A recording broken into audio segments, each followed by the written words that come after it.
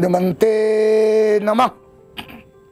दर्शकगण, मैं आचार्य सत्यानंद এসে গেছি আবার আপনার বাড়িকে ধন্য ধান্য দিয়ে পরিপূর্ণ করার জন্য। শ্রাবণ মাসের একটি অদ্ভুত ভেট, কুবের, রাবণের ছোট ভাই কুবের, যে ধনের সম্পত্তির অধিপতি গ্রহ, यक्ष राज, যার দ্বিতীয় নাম यक्ष রাজ, মানুষ আর দেবতার মাঝখানে একটি আদান প্রদান করার, যিনি সব সময় মানব কল্যাণ চিন্তা করে, তার নাম হচ্ছে কুবের। যখন কেউ কোনো সম্পত্তি গেড়ে দেয় আর সে মারা যায় या ভুলে যায়, ওই সম্পত্তিকে রক্ষা করে কুবের। সে যদি আবার জন্ম নেয়, তার কোনো বংশজ আসে, তখন কুবের ওই সম্পত্তি ওকে দেয়। জেনে রাখুন, কেউ মাঝে মাঝে সম্পত্তি পায়, কেন পায়? কুবের ওটাকে অদৃশ্য করে নিজের কাছে রেখে দেয় তার জেনারেশনকে দেওয়ার জন্য, এবং যুগ যুগান্তর ধরে এভাবে থাকে।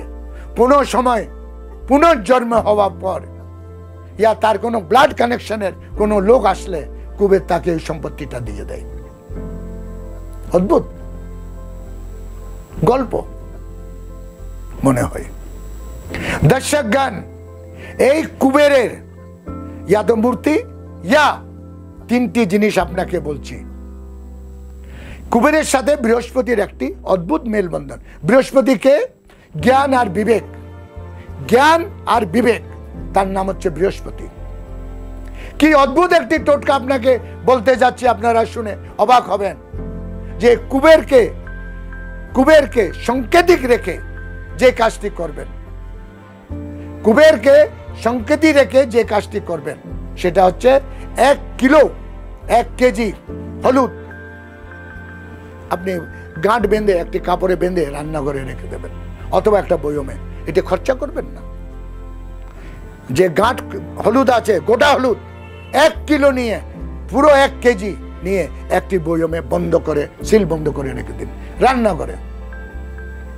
7খানা হলুদ, ভালো হলুদ সিলেক্ট করে, গাঁট হলুদ, গোটা হলুদ নিজের লকারে রাখুন, যেখানে আপনার টাকা পয়সা থাকে। আর 5খানা হলুদ আপনার মন্দিরে রাখুন, যে মন্দিরে আপনি পুজো করেন। 1 কেজি 7 আর 5, এটি হচ্ছে অঙ্ক।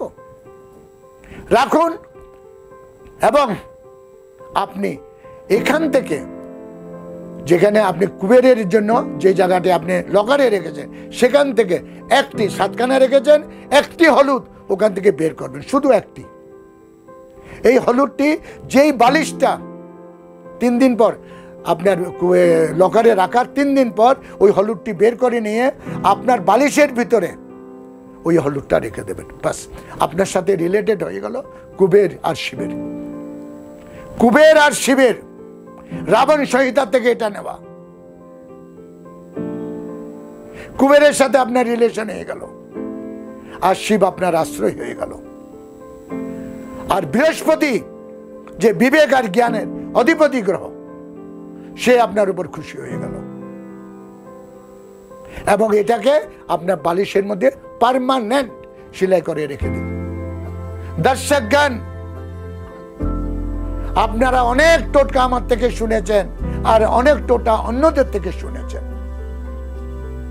এই টোটকাটি জীবন রক্ষক টোটকা, আপনার রোগকে নিরোগ রাখবে, ঘরকে বেঁধে রাখবে, কোনো তন্ত্র মন্ত্র যন্ত্র আসতে পারবে না। এই শ্রাবণ মাসের এই টোটকাগুলো একটি অদ্ভুত রশ্মিতে থাকে, একটি অদ্ভুত রশ্মি। শ্রাবণের টোটকা অভেদ, তন্ত্র মন্ত্র যন্ত্র কোনো কিছু এখানে চলে না, শুধু পদার্থ হলুদ, যেটা আপনার রান্নাঘরের একটি অদ্ভুত জিনিস। আমাদের রান্নাঘরে কি নেই?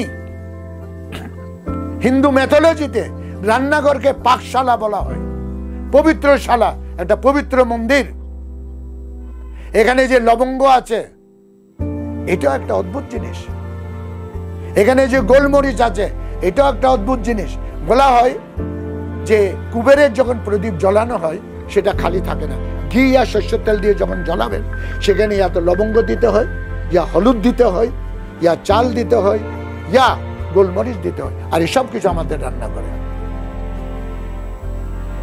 আপনাকে কুবেরের মূর্তি দেখাবো, মনে হবে অনেক বছর আগের মূর্তি। কুবের দেখতে কেমন?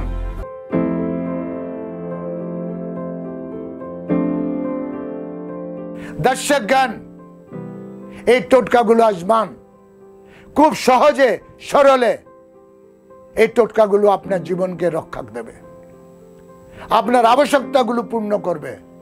অদৃশ্য শক্তি, দিব্য শক্তি আপনার বাড়িতে নিবাস করবে। আপনার বাড়িকে আমি মন্দির বানিয়ে দিচ্ছি।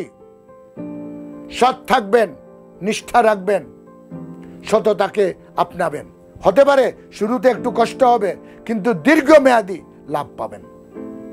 এটা আমার বচন। দর্শকগণ, আজকের সময় এখানে শেষ। আমি কালকে আরেকটা টোটকা নিয়ে আপনার কাছে আসছি।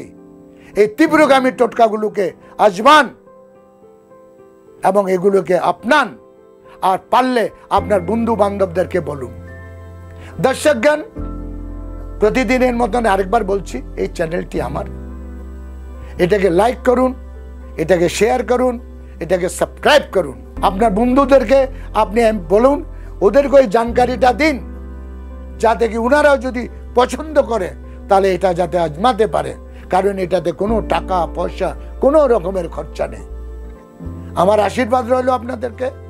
আজকের সময় এখানেই শেষ। আমি কাল আবার আসছি। ওম হনুমন্তে নমঃ।